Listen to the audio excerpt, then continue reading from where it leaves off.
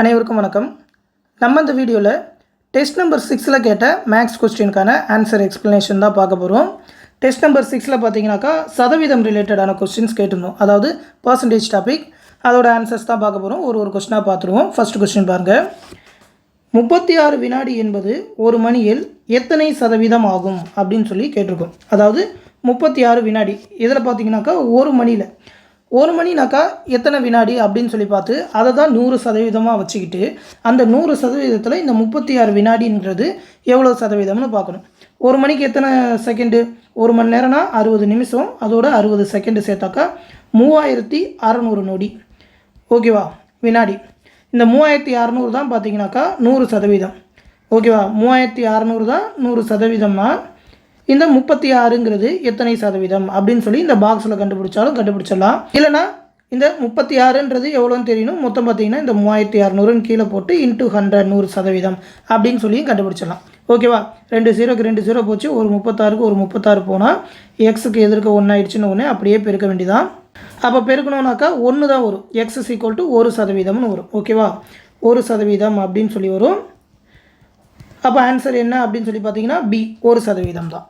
சரியா? இந்த மாதிரி 2 விதத்துலையும் கண்டுபிடிக்கலாம். நம்ம எப்போவுமே இந்த பாக்ஸில் போட்டால் தான் ஈஸியாக போட முடியும். எல்லா கொஸ்டினுக்குமே மேட்ச் ஆகுன்றனால இந்த பாக்ஸ் மெத்தடையே போட்டுக்க பாருங்கள்.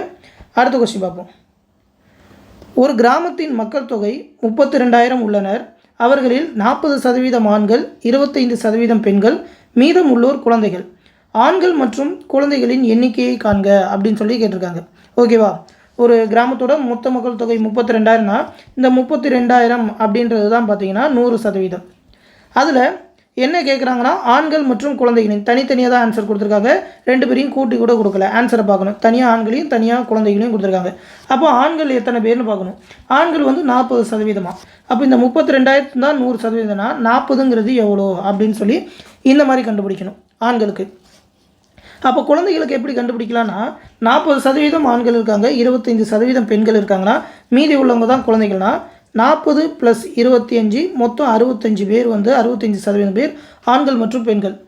மீதம் இருக்கிறவங்க குழந்தைங்கன்னா 100%த்தில் மீதம் இருக்கிறது எத்தனைன்னு பார்த்தீங்கன்னா 35%. இந்த 35% தான் குழந்தைகள். அப்போது 32,000 தான் 100%னா இந்த 35% என்ன அப்படின்னு சொல்லி குழந்தைகளோட சதவீதத்தை கண்டுபிடிக்கலாம். ஓகேவா? அப்படியே ரெண்டுத்தையுமே அடித்து போட்டாலே ஆன்சர் வந்துடும். அடித்து போடுவோமா? 2 0க்கு 2 0 போச்சு. அப்போ எக்ஸுக்கு எதிர்க்க 1 ஆயிடுச்சுன்னு ஒன்று அப்படியே பெருக்க வேண்டியதான். பெருக்கணும்னாக்கா 4 32, 4 2 8, 4 3 12. இங்கே ஒரு 0 இருக்குது, இங்கே ஒரு 0 இருக்குது. அப்போ 2 0. 12,800 அப்படின்றது ஆண்கள். இங்கே வந்திருக்கு 12,800. அப்போ இது ஒன்று தான் ஆண்கள் வந்திருக்குன்றனால ஆப்ஷன் எப்படி பியாக தான் இருக்கும். வேணா குழந்தைங்களையும் கண்டுபிடிச்சிக்கலாம். 2 0க்கு 2 0 அடிச்சிட்டோம்னாக்கா 35ஓட இதை பெருக்கணும். இந்த சைடு பெருக்க வேண்டியதான். 32 பெருக்கல் 35. 2 10 மிச்சம் 1 3 15 16 6 9 கூட்டினா 0 12 மிச்சம் 1 11ன்னு வரும். இங்கே ஒரு 0 இருக்குன்னு ஒன்று 0. அப்போ 11,200. அப்போ 12,800 ஆண்கள், 11,200 குழந்தைகள் அப்படின்னு சொல்லி ஆப்ஷன் வருது. ஆப்ஷன் பி தான் ஆன்சர். ஓகேவா? இந்த மாதிரி தான் கண்டுபிடிக்கணும். குழந்தைகளுக்கு சதவீதம் கொடுக்கல, 100லேருந்து கழிச்சு போட்டிருக்கோம். ஓகேவா? இப்போ அடுத்த கொஸ்டின் பாருங்கள். ஒரு வகுப்பில் உள்ள 50 மாணவர்களில் எத்தனை சதவீத மாணவர்கள் வேதியியல் உயிரியல் பாடங்களை விரும்புகின்றனர் அப்படின்னு சொல்லி ஒரு டேபிள் மாதிரி கொடுத்துருக்கோம். அதாவது மொத்த மாணவர்கள் பார்த்திங்கன்னா வகுப்பில் 50 பேர். அப்போ அந்த 50 பேருன்றது தான் 100%. ஓகேவா? அதில் வேதியியல் உயிரியல் பாடங்களை விரும்புகின்றவர் அப்படின்னு சொல்லி ஒரே பர்சன்டேஜாக கொடுத்துருக்காங்க. அப்போ வேதியிலையும் உயிரியலையும் கூட்டணும். வேதியியல் எத்தனை பேர்? 15 பேர். உயிரியல் 8 பேர். அப்போ 15 8 கூட்டினாக்கா மொத்தம் பார்த்தீங்கன்னா 23 பேர்.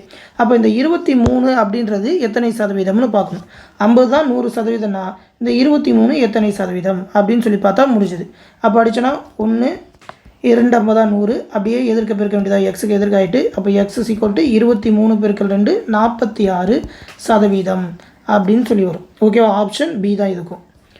ஓகேவா? இதெல்லாம் பார்த்தீங்கன்னா 5 செகண்டில் போடுற கணக்குகள் தான். இதெல்லாம் ப்ரீவியஸாக கேட்ட இம்பார்ட்டண்டான கொஸ்டின்ஸ். 5 செகண்டில் சட்டுன்னு போட்டே போயிடலாம் அந்த பாக்ஸை யூஸ் பண்ணி. அடுத்த கொஸ்டின் பாருங்கள். 1 கிலோகிராமுக்கு 5 கிராம் சதவீதம் என்ன அப்படின்னு சொல்லி கேட்குறாங்க. 1 கிலோகிராமுக்கு 1 கிலோகிராம்னா எத்தனை கிராம்? 1000 கிராம். ஓகேவா? 1000 கிராம் தான் பார்த்தீங்கன்னாக்கா 1 கிலோகிராம். அப்போ இந்த 1000 கிராம் அப்படின்றது தான் பார்த்தீங்கன்னா 100%. ஓகேவா? அப்போ 1000 தான் 100னா நமக்கு தேவை 5 கிராம் எத்தனை சதவீதம் தான் தேவை. அப்போ 5 கிராமுங்கிறது எவ்வளவு அப்படின்னு சொல்லி போட்டால் முடிஞ்சுது. 2 0க்கு 2 0 போச்சு.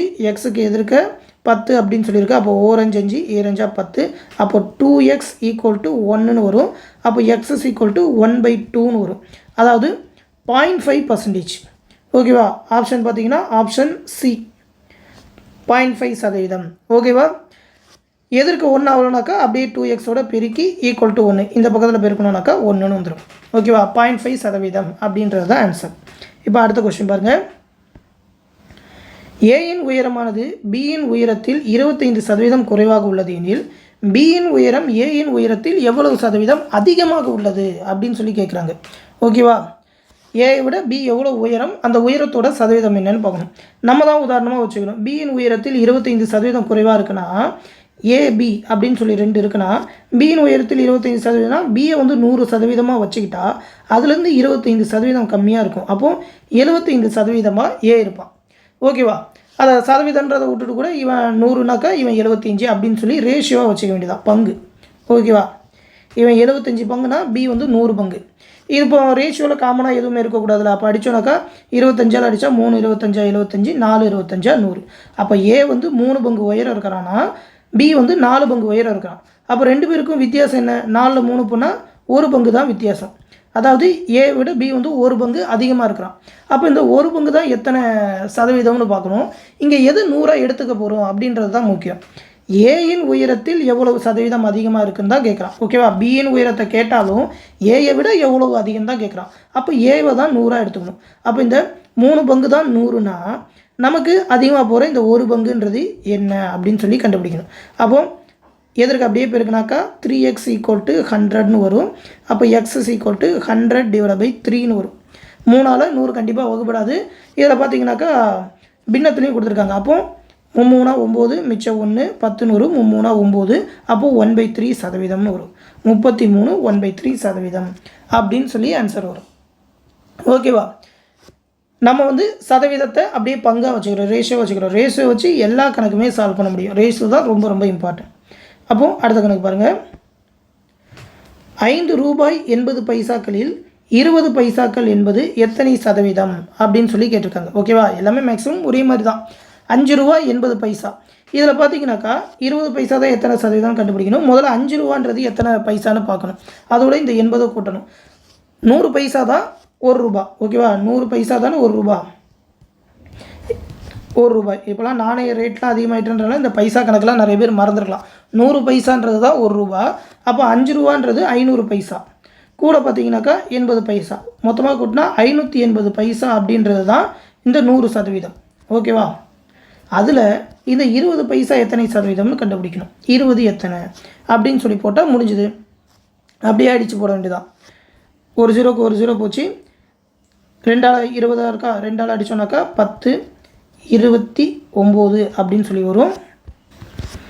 அப்போது இதுக்கு மேலே அடிக்க முடியாதுன்றனால அப்படியே எதிர்க்க பெருக்க வேண்டியதான்.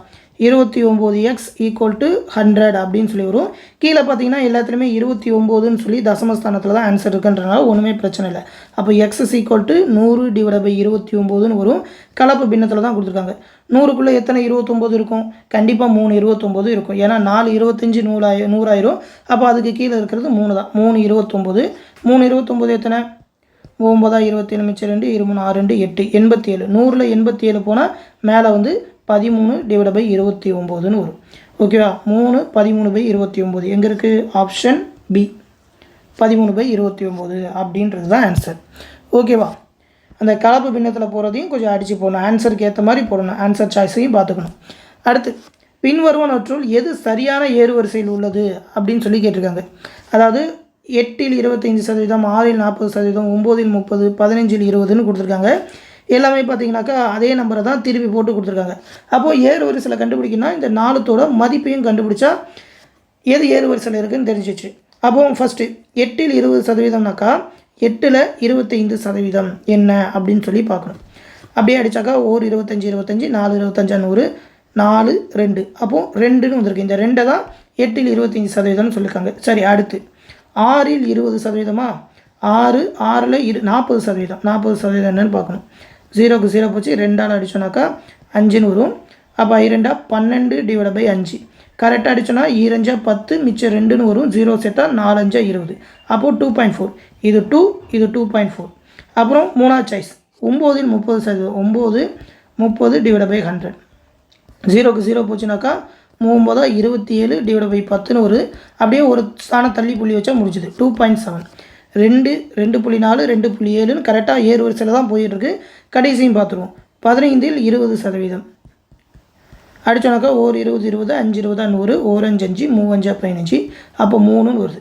அப்போது 2 2.4 2.7 3 அப்படின்னு சொல்லி கரெக்டாக 2 2.4 2.7 2 3 அப்படின்னு சொல்லி கரெக்டாக ஏறு வரிசையில் தான் போயிட்டுருக்கு.